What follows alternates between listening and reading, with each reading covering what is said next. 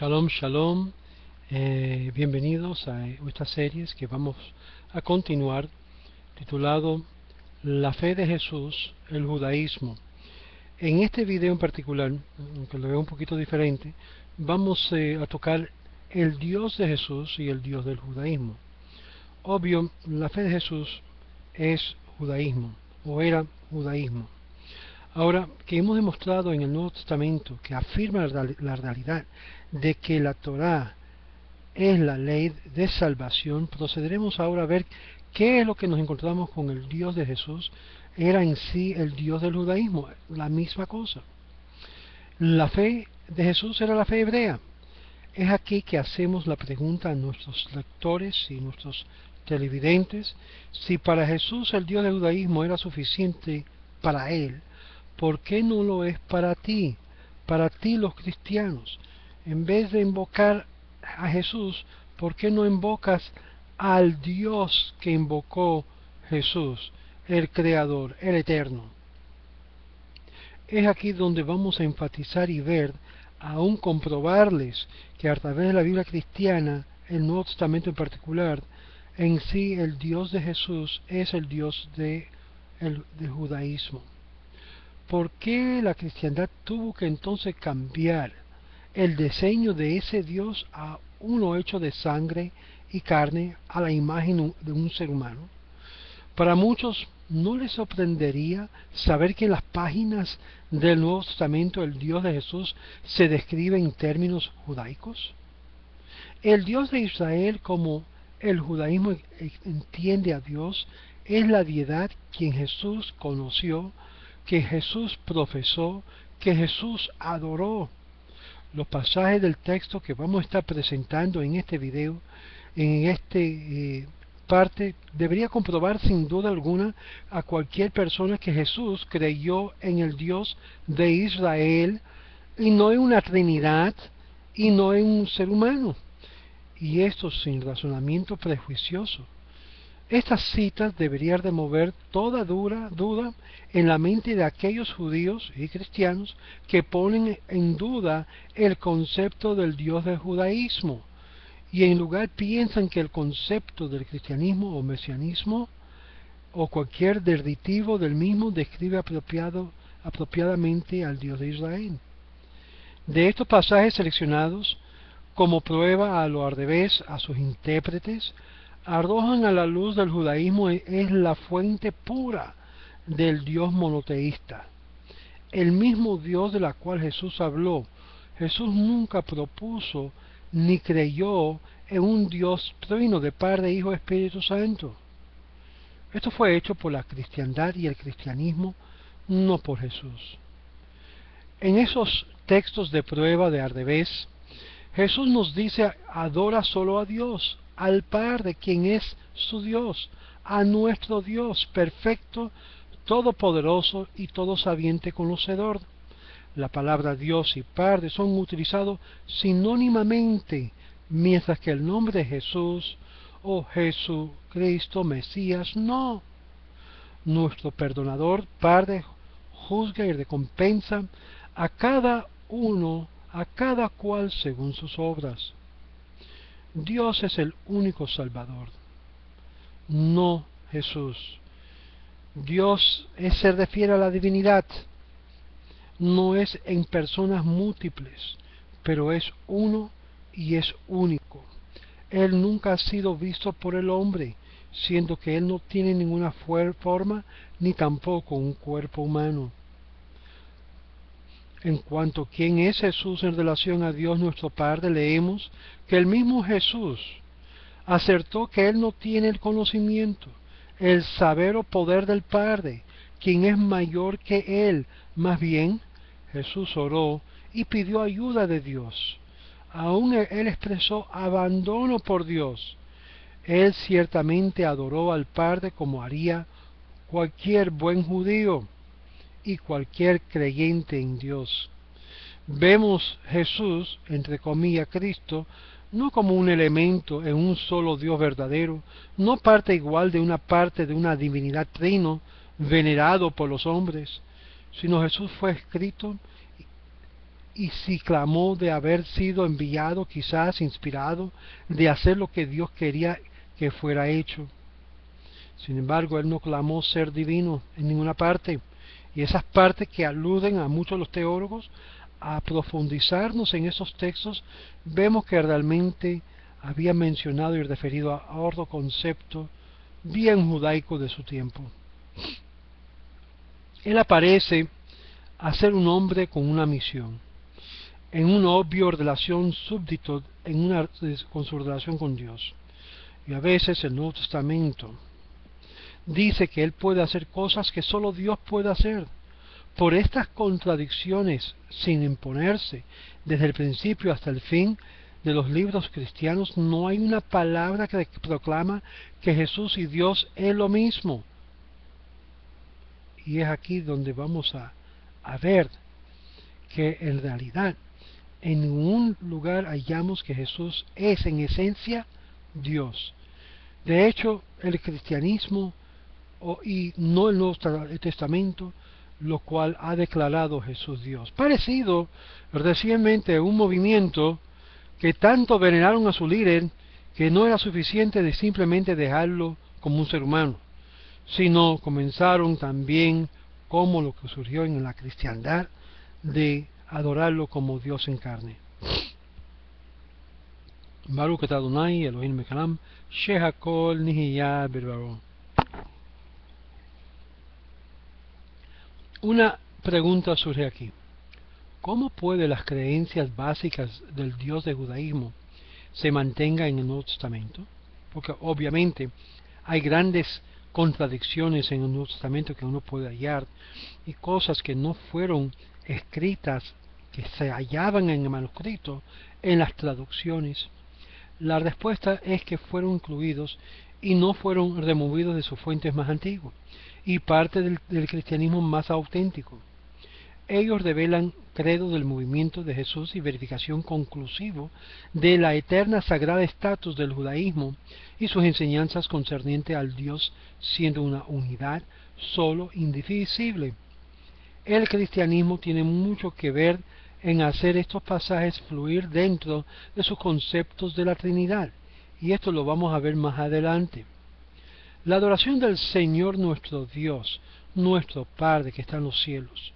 Cuando yo me refiero a Señor y se halla en la mayúscula, es simplemente y solamente al Eterno, el Creador que hizo los cielos y la tierra. Cuando se refiere a un ser humano, se refiere en la minúscula y jamás en la mayúscula. En Mateo capítulo 4, verso 10, Lucas capítulo 4, verso 8 dice: Entonces Jesús le dijo: Vete, Satanás. Para que sepan, Satanás es la expresión en hebreo de adversario. Porque escrito está: Al Señor tu Dios adorarás y a Él solo servirás.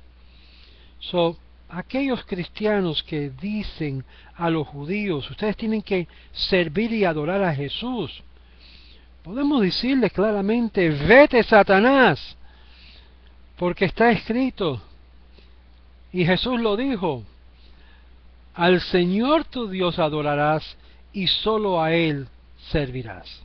Es decir, nosotros no adoramos ni un ser que fue creado por Dios, ejemplo, Satanás, ni tampoco un ser creado, por ejemplo, Jesús. En Mateo nos dice claramente, el mismo Jesús declaró esto cuando reprendió el adversario. Imagínese usted, cristiano, judío mesiánico, que si usted me diga a mí: vete, hay que adorar a Jesús y postrarse delante de Él, yo le diría con las mismas palabras que Jesús utilizó para referirse al adversario, con toda fuerza le diría: vete, Satanás, porque al Señor tu Dios adorarás y a Él solo servirás. Si habría justificación de adorar a Jesús, aquí mismo indica en sí lo al revés. Aquí vemos que Jesús considera que solo Dios se adora, no a Satanás, ni nada creado por Dios, ni al Mesías, tampoco como implicado en el verso 8 y 9. Se está supuesto a adorar solo a Dios y a Él solo servir. Además, la expresión, como habíamos dicho, el Satanás, se muestra que todos los reinos del mundo para ofrecerle a esa posición oportuno y lo rechazó, sabiendo que está conectado en dar homenaje a Él como la cabecilla de todos los reinos del mundo, y no a Dios, sino a sí mismo. Y no es así en todos los asuntos, que cuando el hombre o algún ser desea estar en control de todo y ser la cabecilla de todo, que indica en realidad una autoadoración. No hemos aprendido lo que pasó en la Torre de Babel, que Nimrod se quiso apoderar de todo el mundo y ir en contra de Dios, declarándose él mismo la divinidad. Eso pasó también con Tito, el César, que se declaró Dios en carne y cogió su espada y penetró lo que es el lugar santísimo, y cuando sacó su espada de las cortinas que cortó, vio sangre pensando que había herido al Dios de Israel, y no fue así, sino un insecto entró por su nariz y comenzó a calcomer todo su cerebro hasta años después, y de esto, un insecto que Dios creó para matar a que era el Dios carne.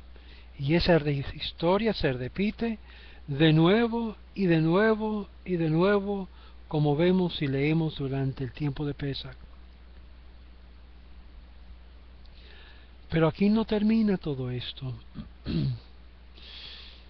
Esto es parte de lo que vamos a ver más tarde, que algunos opinan que se rindió Jesús a esta tentación perpetua, que fue de doblegarse a la tentación con el fin de tratar de alcanzar un reino que Satán, el adversario, le ofrecía.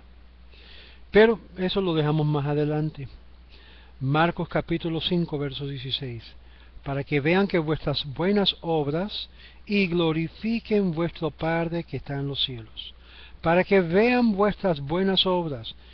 Aquí muchos no les gusta, son tan piadosos y tan humildes que no les gusta que hagan sus obras ser conocidos o reconocidos por los seres humanos. Y sin embargo, el mismo Jesús dijo que cuando lo hagan, que sea algo para que Dios sea glorificado, para honra de Dios.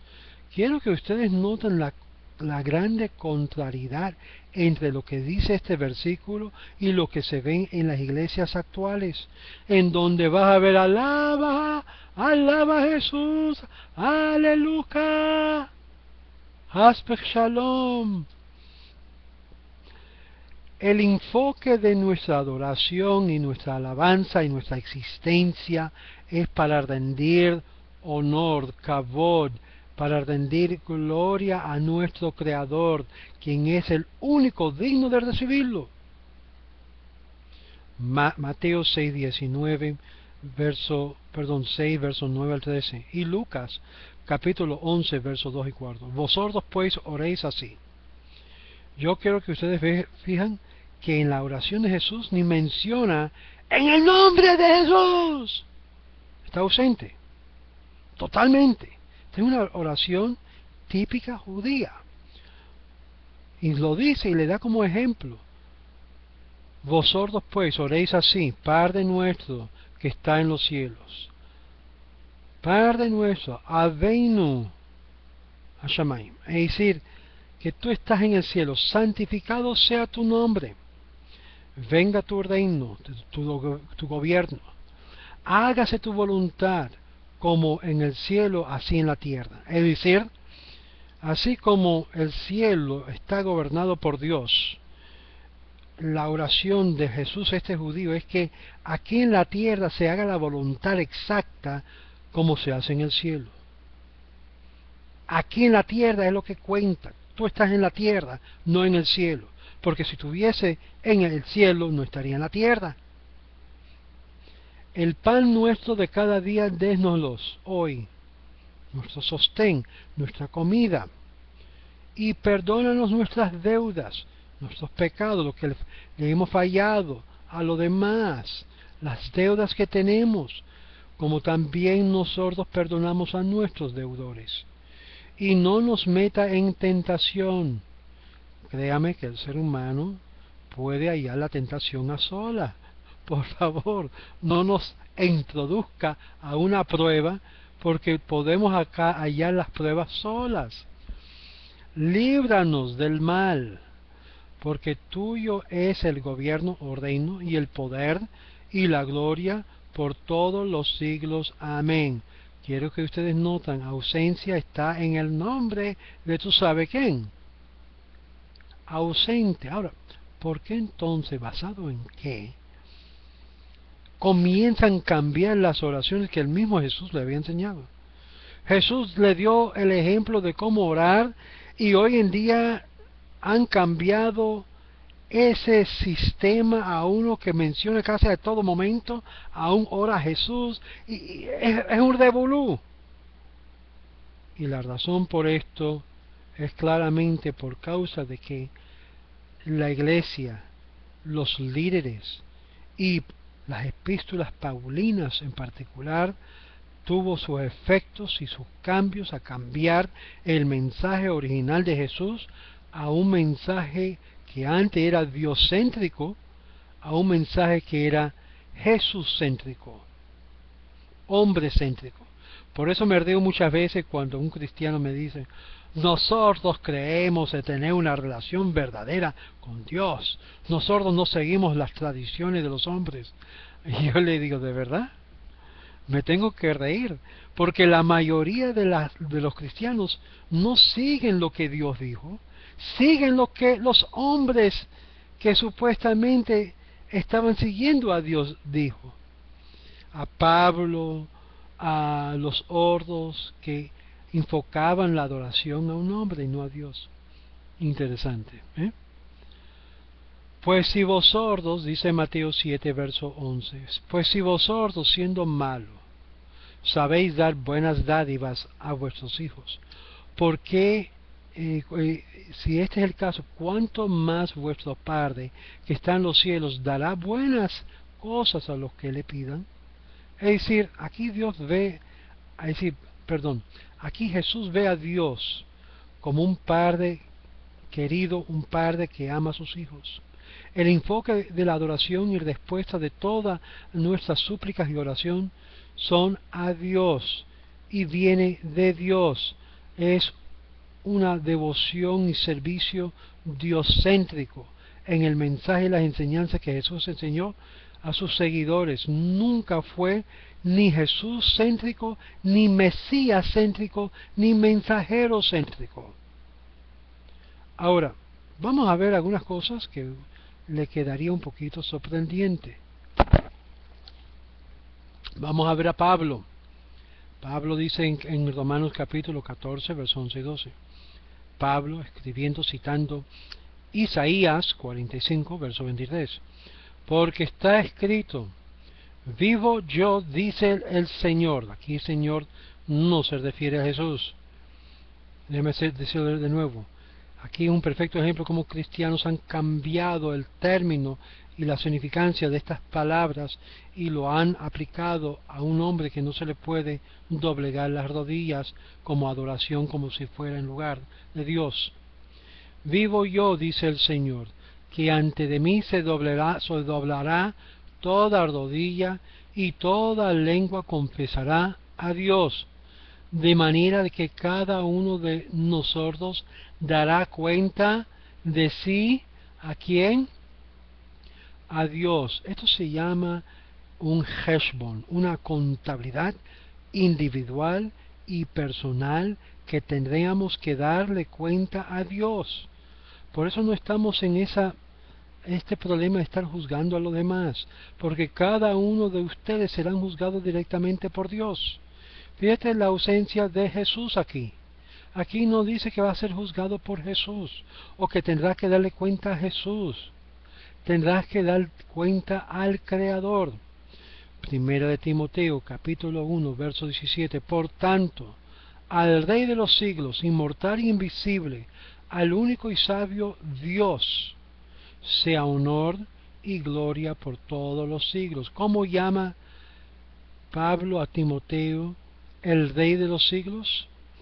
No es a Jesús, es a Dios inmortal, invisible, el único sabio Dios. Sea honor y gloria por todos los siglos. De nuevo, Pablo entendía y entendió que es a Dios, no es Jesús, a quien hemos de declarar con nuestras lenguas nuestra devoción y confesar a Él, y no un mensajero, ni a un cura, ni a un sacerdote, ni a un pastor, nuestros pecados y lo que hemos hecho, sino solo a Dios, porque al fin de todo es a Dios que tendremos que darle cuenta por todo lo que nosotros hemos hecho y no a Jesús. A Dios se nos da todo el honor y honra y gloria, no a un hombre, ni un mensajero, ni siquiera si fuera ese hombre el Mesías mismo. El judaísmo es dios-céntrico, y esto fue el mensaje auténtico de los primeros seguidores de Jesús, hasta que la iglesia cambió su énfasis de dios-céntrico a Jesús-céntrico. Ahora, ¿quieren enojarse conmigo porque yo le digo esto de parte de su propia Biblia cristiana? Como dice también el apóstol Pedro, que dice en el capítulo 3, verso 12, porque los ojos del Señor, de nuevo, no refiriéndose a Jesús, están sobre los justos y sus oídos atentos a sus oraciones. Adora a nuestro Padre que está en los cielos y solo a Él. Así dijo Jesús, porque Dios escucha y responde la oración y es perfecto la oración. El judaísmo, amigos, es perfecto y se encuentra en estas palabras. Noten que Dios escucha la oración directamente. No hay intercesor o intercesores. No hay mediadores mencionados como siendo un requerido. No hay ninguno. En el nombre de Jesús, llamado para que cuando oremos a Dios directamente, o entre comillas el Padre nuestro, ni aún declara o dice tal cosa. Esto fue lo que Jesús enseñó, pero la iglesia no enseñó esto. La iglesia tergiversó esto. La iglesia añadió a los manuscritos y textos que ustedes mismos ahora consideran sagrados. No que se orara a Él, sino solo a Dios el Padre. Ahora vamos a ver cómo Jesús se dirija en cuanto a su relación con Dios. Mi Dios y vuestro Dios, el mismo perfecto Dios. En Mateo 5, verso 45, leemos las palabras de Jesús, para que seáis hijos de vuestro Padre que está en los cielos. ¿Qué significa esto? Para que seáis hijos de vuestro Padre que está en los cielos.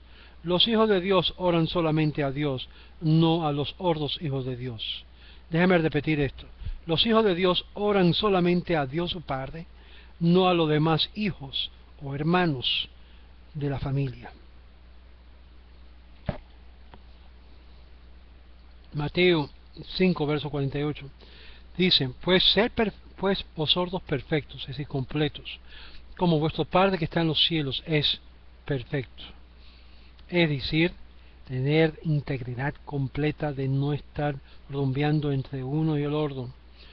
Juan capítulo 20, verso 17. Este es un pasaje muy importante que declara y muestra claramente de que Jesús no es Dios. Esto surge después que había escapado la muerte de la cruz, sobreviviendo lo que es la crucifixión, y de repente aparece María de Magdala a él y le dijo, no me toquéis porque no he subido aún a mi Padre, pues dile a los discípulos. Y fíjate qué es lo que le dice.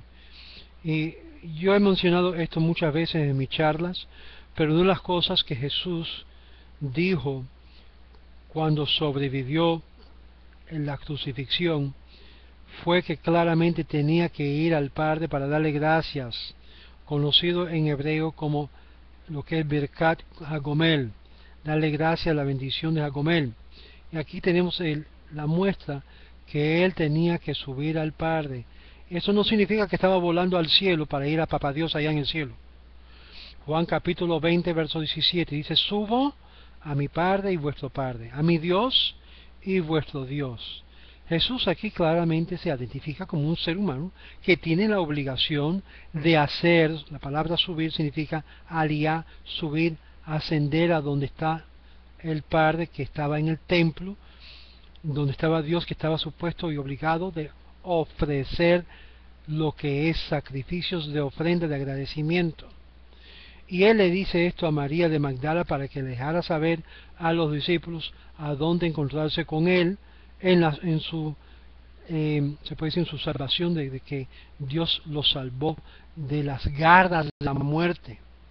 Sí, no que fue resucitado, porque esa palabra está ausente en los manuscritos originales de los manuscritos del griego, sino la expresión eurgios se halla, y es una palabra totalmente distinta. Cualquier pastor cristiano o estudioso puede con mucho gusto comunicarse conmigo sobre esto y yo le puedo enseñar, porque este es el gran problema de la Biblia cristiana, que muchas de las palabras han sido mal traducidas o a propósito cambiado con el fin de presentar un mensaje distinto y diferente de la cual realmente ocurrió. Aquí vemos claramente a Jesús diciendo que subo a mi Padre y a vuestro Padre, a mi Dios y a vuestro Dios. Segunda de Corintios, capítulo 6, verso 18. Y seré para vosotros por mi Padre y me seréis hijos y hijas, dice el Señor Todopoderoso. Y seré para vosotros por Padre y me seréis hijos y hijas. Uno de los principios más importantes de los hijos de Dios es que uno hace a Dios su Padre, su jefe, su mayordomo, su rey. Y en esa relación comienza el hijo a tratar con su Padre y obedecer a su Padre. Dios es el Padre, dijo Jesús, el mismo del Padre de todos nosotros. Somos hijos de un Dios perfecto. Y Jesús está hablando del Dios de Israel, como los judíos lo conocen. Noten por favor que un Dios perfecto no podría presentar leyes a su pueblo escogido que no fuesen completamente excelentes y sabios. Un Dios perfecto no puede y no cambiaría sus planes. Sus planes son sin defectos y sin mancha.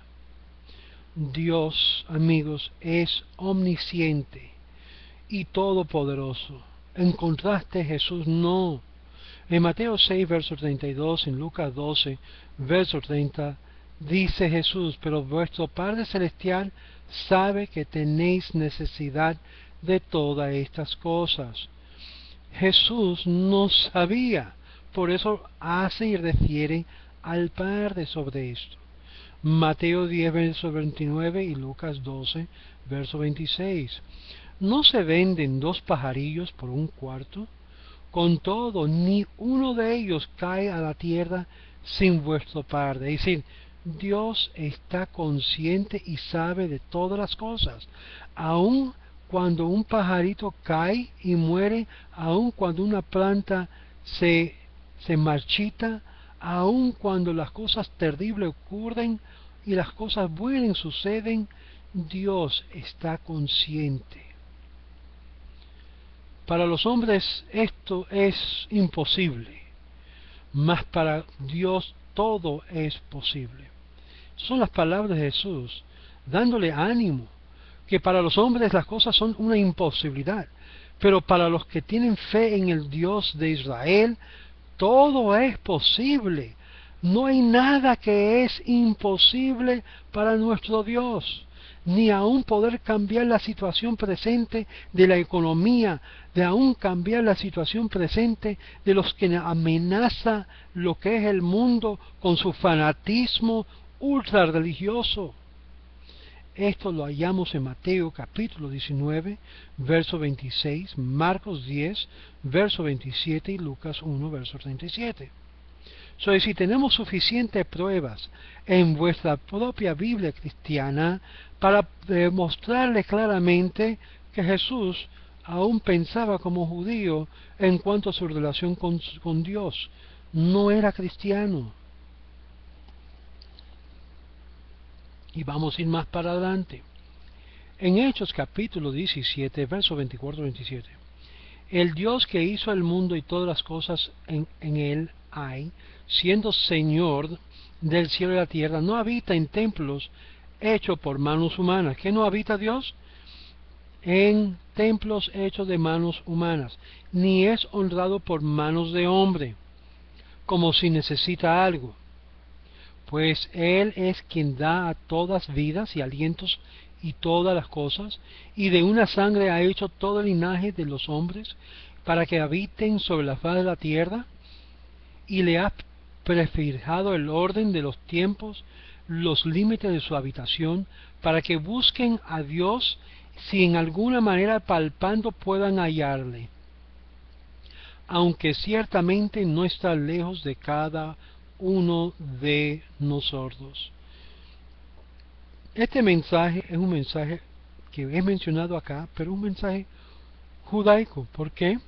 Porque Dios está tan cerca de nosotros que simplemente a decirlo con nuestra boca, creerlo en nuestro corazón, está presente.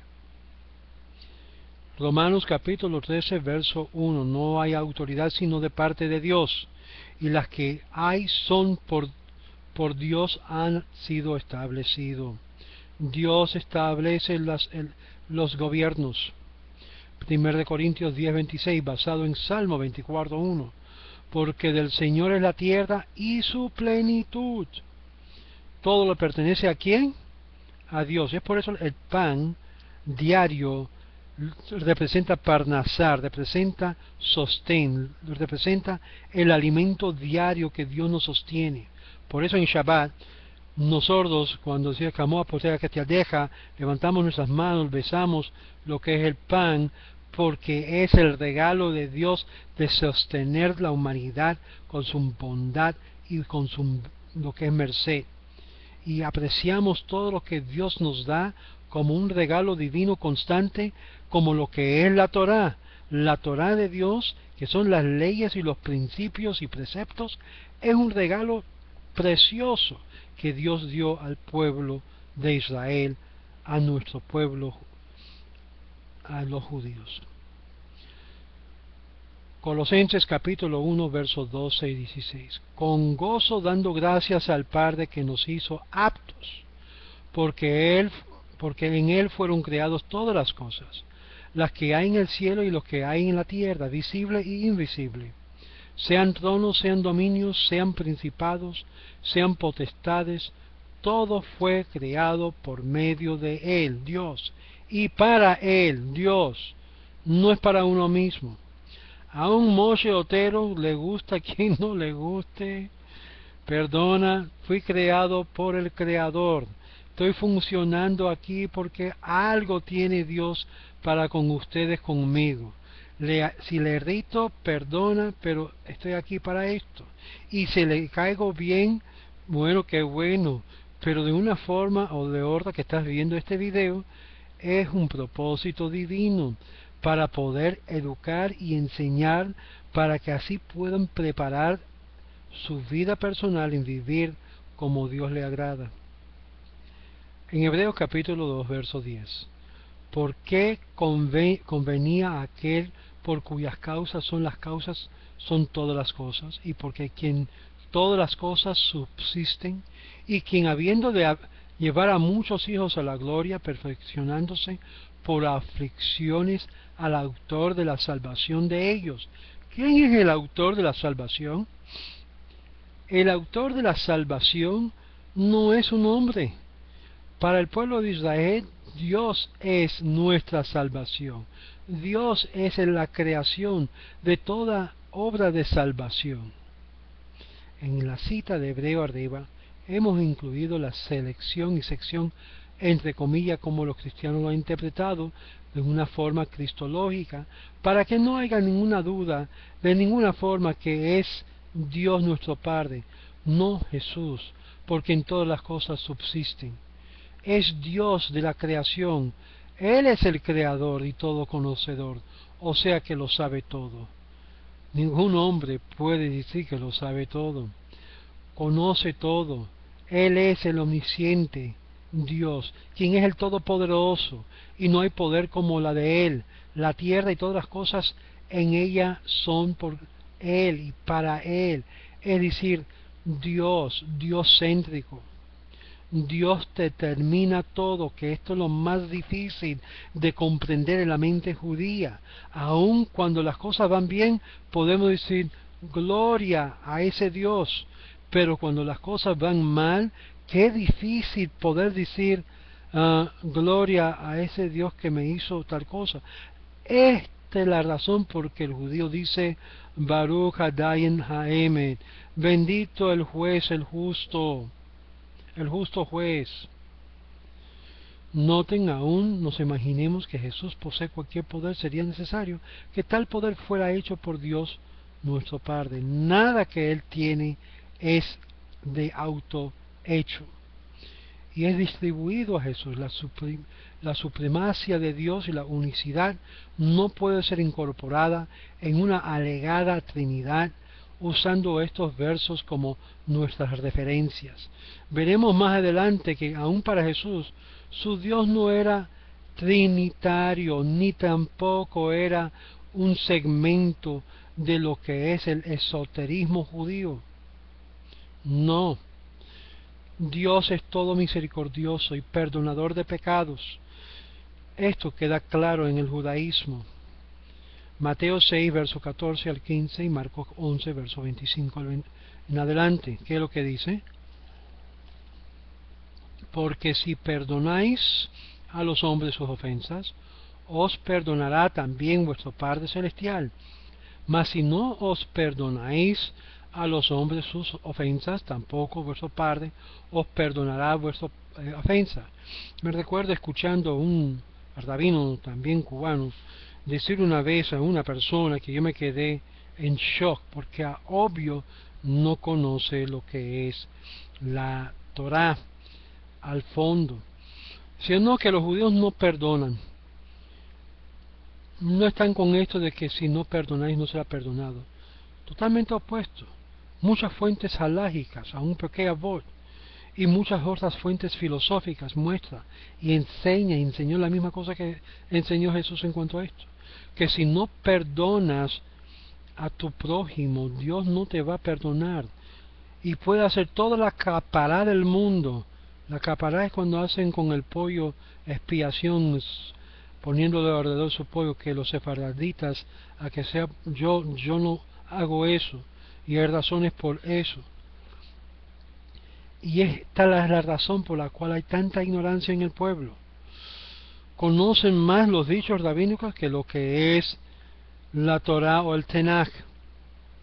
Y hay que tener un conocimiento vasto de no solamente Torá, sino Tenach, y también los dichos de los rabinos, lo que es lo que han dicho los sabios, y tener lo que es un trasfondo bien substancial y fundamental, para que así de esta forma nadie venga a ti con cuentos chinos. Y dice acá en Lucas capítulo 6 verso 35, quiero repetir que la única razón que estamos pasando por estos pasajes de la Biblia cristiana es para demostrar al judío que está en medio del mundo cristiano que Jesús enseñó judaísmo, creyó en solo un Dios, jamás creyó en sí mismo como el Mesías, y eso lo vamos a ver más adelante cuando tocamos la sección del Mesías. Amad pues a vuestros enemigos y hacer el bien y prestar y no esperando de ella o de ello nada, y será vuestro galardón grande y seréis hijos o hijos del Altísimo, porque Él es benigno para los ingratos y malos. Interesante. Él es benigno para los ingratos y malos. Dios no nos paga conforme nosotros merecemos, sino nos paga según su gran merced, dándonos oportunidad tras oportunidad. Él es el Harajamán, el todo lleno de compasión, Y esto es lo que Jesús también estaba enseñando. Lucas capítulo 6, verso 36. Sed pues misericordiosos, como también vuestro Padre es misericordioso. Y continuamos. Lucas 23, verso 34, Jesús dijo. Jesús le decía, Padre, perdónalos porque no saben lo que hacen. Piénsalo esto. Los están crucificando, los están matando, y esto en complot con judíos que no creían como Jesús, en un solo Dios. ¿Y qué fue su petición a Dios? Perdona lo que habían hecho. A la muerte, lo están matando. Perdónalos. ¿Y qué sigue?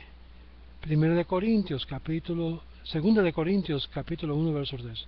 Bendito sea el Dios y Padre de la misericordia y Dios de toda consolación. Yo quiero que ustedes noten que el judaísmo y las palabras esenciales de Jesús son totalmente contrarias, totalmente opuestas al concepto musulmán, que hoy se está extendiendo por todo el mundo como unas manos amenazador sobre todo el mundo para ahorcar y matarlos. Y este es el mundo que ellos quieren presentar que sea el mundo de la utopía venidera. No creo. Yo creo que lo mejor que puede ocurrir, que aquellos que saben y han leído ese manuscrito, que regresen a leer los libros que antecedía ese libro, y así regresar al único y verdadero Dios. El Padre es el todo misericordioso, quien tiene todo el poder de perdonar. Noten que Jesús pide al Padre, Dios, a perdonar. Consecuentemente sabemos que Jesús no tiene la autoridad de perdonar ni tampoco quitar pecado. Las palabras de Jesús mismo indican esto. Aparentemente, como está grabado en el Nuevo Testamento, Jesús no es capaz de conferir perdón, sea junto con o aparte de Dios, nuestro Padre Celestial.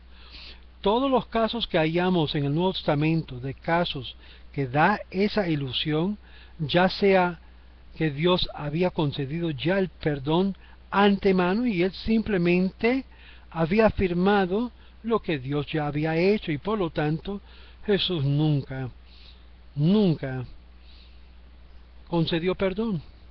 Un perfecto ejemplo de esto sería lo siguiente. Dos personas han entrado en un argumento y comienzan a pelearse. Y ahí están que no se quieren ver.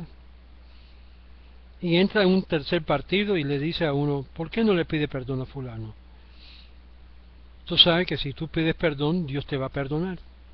Y además va a ser más exitoso en todo lo que tú haces. El hombre piensa, me conviene perdonar al prójimo. Y va al prójimo y le dice, perdóname que yo te fallé en esto y en el orden. Y el hombre dice que no te voy a perdonar. Too bad. Tú me heriste muy profundamente y yo no te voy a perdonar. Regresa el hombre y trata con plegarias, con regalos, de pedir a su prójimo, por favor perdóname. Para mí esto es muy importante. Y el tercer partido está todavía ahí. Finalmente accede y recibe los dones o los regalos que le da este hombre. Y el hombre del tercer partido ve todo esto ocurrir y ve que con un corazón sincero el hombre perdona al hombre que estaba pidiendo perdón, y de repente le dirige a la persona que estaba pidiendo perdón, le dice, tu pecado ha sido perdonado. Era testigo él del transcurso de lo que estaba ocurriendo. Si nosotros perdonamos nuestra falta el uno de los otros, tenemos el derecho de poder decir, ya, se acabó, se terminó aquí, ya, lo que le hiciste fue perdonado. El problema es que muchas personas aguantan raíces de amargura y mantienen eso en sus corazones. Y es por eso que tenemos que ser muy claros en este punto. Dios juzga y recompensa según las obras, los hechos. Los hechos son los que hablan más que todo. No las palabras bonitas, no los mensajes bonitos. Los hechos. Mateo 6, verso 1, verso 4, verso 18. Guardaos de hacer vuestra justicia delante de los hombres para ser visto de ella. Y con fin de que ustedes van a ser vistos por ella. Algo un poquito contradictorio a lo que habíamos visto anteriormente en uno de los videos. De otra manera no tendréis recompensa de vuestro Padre que está en los cielos, para que sea tu limosna en secreto. Y aquí la palabra limosna no es apropiado porque es lo que es sedaká, y sedaká es establecer justicia, pero aquí los traductores usan como si fuera caridad, como si fuera algo que fue restante. Y esto no es lo que dice el texto, el manuscrito. Habla lo equivalente a una sedaká, a establecer justicia. De otra manera no tendréis recompensa de vuestro Padre. Si una persona que hace justicia, no hay mirando a quién, lo hace porque está obligado a hacerlo, porque Dios lo mandó a hacerlo, tiene una recompensa y tiene más bendición que una persona que está siendo mirado para que le den sedaká. A ver, ¿tuviste lo que yo digo? Vi una donación de $1000. Y comienza todas las alarmas y todas las campanillas a sonar y la gente bailando. No, ese no fue el motivo. El motivo fue que el hombre dio y debe de dar con el fin de ser recompensado por Dios, no por el público, porque al ser recompensado por el público ya ha sido recompensado el acto de tu obra buena, sino a tu Padre que está en secreto. Y tu Padre que ve en lo secreto te recompensará en público. Primero de Pedro capítulo 1 versos 16 al 17. Porque está escrito, sed santos, porque yo soy santo. Y si invocáis por Padre aquel que sin acepción de persona juzga según la obra de cada uno, conducíos en el temor todo el tiempo de vuestra peregrinación. Quiero que ustedes noten las palabras de obrar, de hacer. Estas son palabras que constantemente por todos los conceptos judaicos se mencionan. Maasei mitzvot o maasei. La idea de hacer mandamientos, de hacer buenas obras. Esto es parte y parcial de la vida cotidiana del judío. Romanos capítulo 14 verso 12, de manera que cada uno de nosotros dará a Dios cuenta de sí. De nuevo, Heshbon Neshamot, las almas tendrán que dar cuenta a Dios. Todos los pueblos somos juzgados por Dios nuestro Padre y dado galardones y recompensas según nuestras acciones. Esto es judaísmo. Esto es judaico profundamente y completamente. Noten que la recompensa de Dios no está conectado en nada, en absolutamente nada que ver con la cristología cristiana o el mensaje cristocéntrico. Dios, amigos, es nuestro Padre, es nuestro único Salvador. Lucas capítulo 1, verso 46 al 47. María dijo, engrandece mi alma al Señor y mi espíritu se regocija en el Dios mi Salvador. Interesante, que es triste que María no fue salvado por Jesús, sino fue salvado por el Dios de Israel. No sea que hubo una confusión en los manuscritos, que no es así el caso. Aún Jesús fue salvado por Dios el Padre. Él no se salvó a sí mismo. Él no tiene la habilidad de salvar a nadie. Por eso yo le miro a Dr. Dan Brown y yo le digo claramente, cuando él hizo el reto en el audio, si Jesús no es el Mesías de los judíos, tampoco lo es para los gentiles. Y mi respuesta es, ahí lo tienen lo cierto, no es el Mesías ni para los judíos ni para los gentiles. se le ha vendido un concepto de una redención que no ha sido realizada en este mundo ni el porvenir, poniendo en un gran peligro a todos estos gentiles que han creído en un mensaje basado en un Mesías que nunca logró serlo. Judíos y gentil igual, que han agarrado a este Jesús como Mesías cuando no lo fue, y sin embargo podemos aprovechar de lo que él enseñó como netamente judaico, sin echar abajo él como judío, él como orador judío que enseñó judaísmo. Wow. Jesús, si estaría aquí, no entraría en una iglesia, ni tampoco en una congregación mesiánica, y menos le diría a esos nezaritas, como se menciona en el libro de Apocalipsis, de que lo llaman, ustedes dicen que son judíos y son hijos de vuestro padre Satanás. ¿Tú sabes a qué se refiere ese pasaje en Apocalipsis? ¿Tienes una idea? Lea el contexto. Habían personas en esa comunidad que se hacían pasar por judíos y no lo eran, eran mentirosos. Querían aprovecharse del pueblo judío. Y fue ahí que en esa comunidad Jesús le reprende y le dice claramente, ustedes no son judíos, ustedes no siguen la ley, ustedes no tienen la circuncisión, ustedes no se han sujetado a las leyes de Moisés y los rabinos, ustedes son mentirosos, ustedes se ponen kipá, pero siguen con el colgado en su espalda y en su corazón.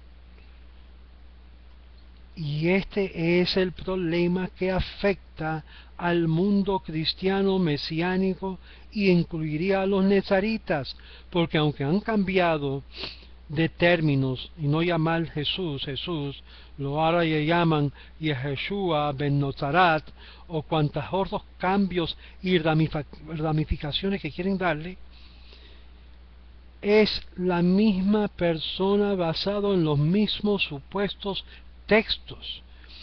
Y este es el problema de la gente como Dan Ben Abraham o ahora Dan Ben Hayim, que para poder aparecer más kasher, como el cerdo, comienzan a tratar de ilustrar pasajes y cambiar los nombres, cambiar el nombre de Lucas a Gilel, ¿basado en dónde y quién?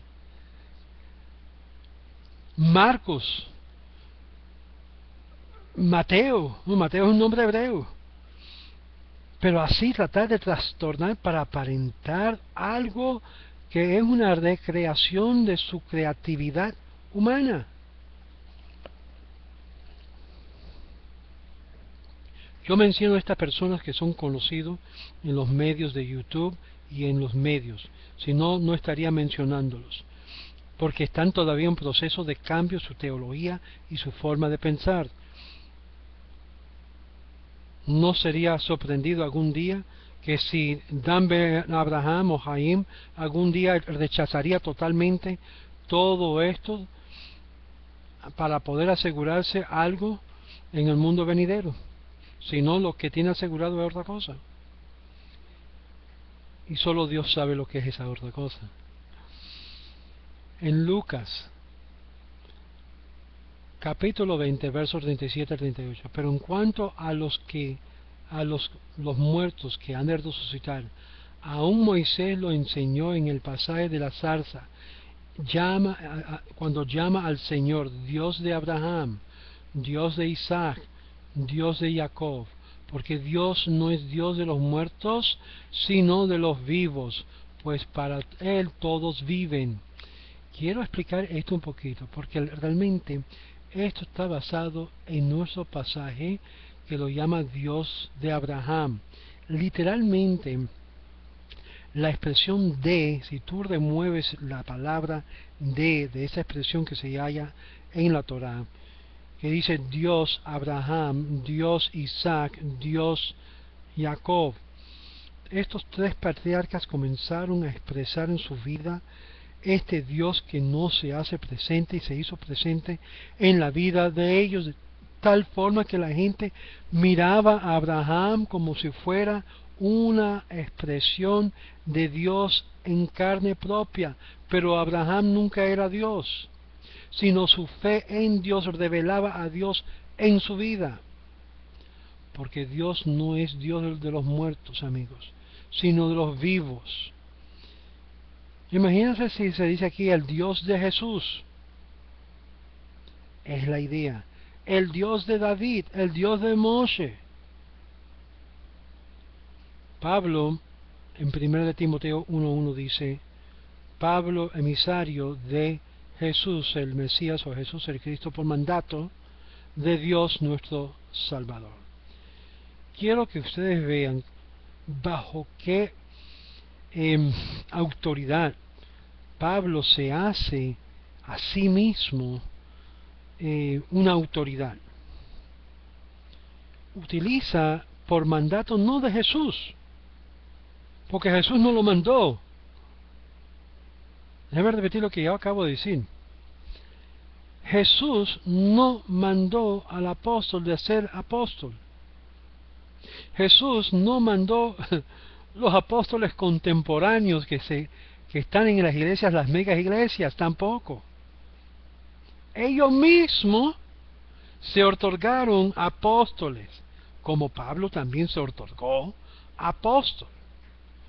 Por favor, yo quiero que alguien me enseñe, me demuestra en la Biblia cristiana donde Jesús dice, yo te asigno a ti, Pablo, quien antes era llamado Saulo, apóstol mío, mi emisario por todo el mundo.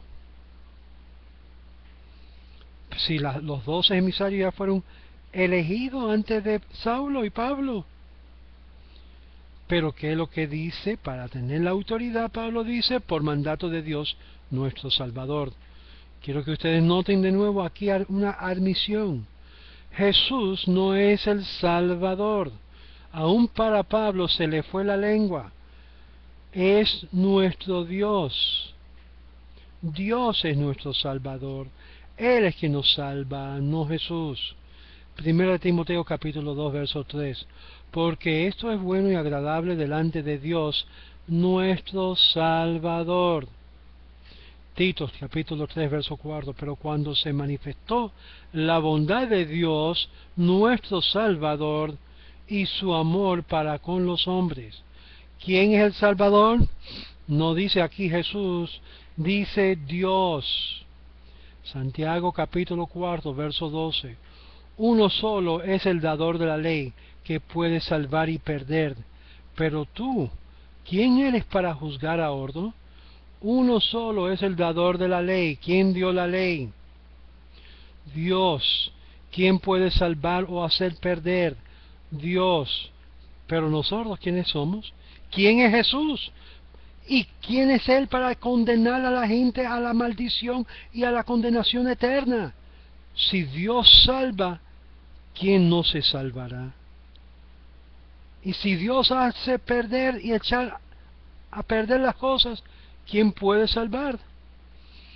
Tomemos un vistazo claramente de lo que estamos viendo acá. En 1 Timoteo capítulo 4, verso 10, que por esto mismo trabajamos y sufrimos oprobios, porque esperamos en el Dios viviente, que es el Salvador de todos los hombres, y mayormente de los que creen. ¿Que creen en quién? En Dios. No puede haber un rey ni un seguidor de Jesús si no creen solamente en Dios. Jesús nunca fue coronado rey. Jesús nunca fue ungido para el reinado de rey. Jesús quizás fue un predicador y un orador promoviendo el judaísmo de su tiempo, pero nunca logró poder desarrollar el papel del Mesías. Y como van a ver, tampoco pudo él lograr regresar cuando le prometió a sus emisarios regresar dentro de un cierto término. Entonces me hacen la pregunta, No sé cómo tú puedes creer que Jesús, después de un tiempo atrás, hayas creído en Él, ahora como si fuera a dar tu espalda. Porque claramente las Escrituras son muy claras, son muy contundentes. Hay ciertos requisitos que tiene que cumplir y el pueblo judío los rechazó porque no había lo suficiente pruebas. Y por lo tanto, cualquier pastor, cualquier experiencia sobrenatural que uno puede tener, y créame que uno puede tener muchas experiencias sobrenatural sobre seres espirituales, pero toda esa experiencia tiene que estar sujetada y sujeto a lo que dice la Torah, a lo que dice Dios, no lo que nosotros nos imaginamos en nuestra mente.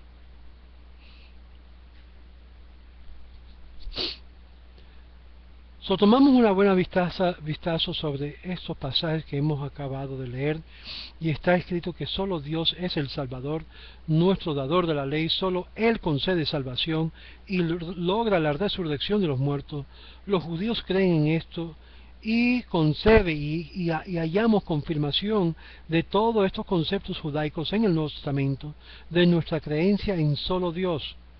Noten lo que dice: los que creen son los que creen que solo Dios es el Salvador, que refortalezca la prueba que Dios es nuestro único Salvador y no un ser humano. Esto también significa que todos los hijos de Dios viviente son capaces de recibir el amor de Dios.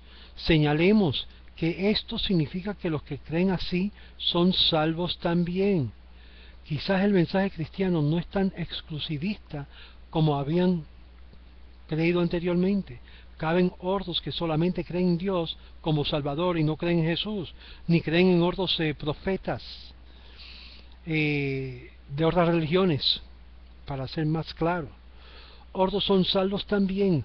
La cristología en la de Timoteo es presentado para que pueda ver que Dios nuestro Padre es el Salvador y no Jesucristo, que es designado de otro modo, y si Jesús es hombre, Dios sería su Salvador por igual. El Señor Dios es una unidad, Él es uno, y esto es lo que vamos a ver en el próximo video, a continuar acerca de la fe de Dios en Dios y no en el hombre. Y aquí vamos a parar. Shalom, shalom.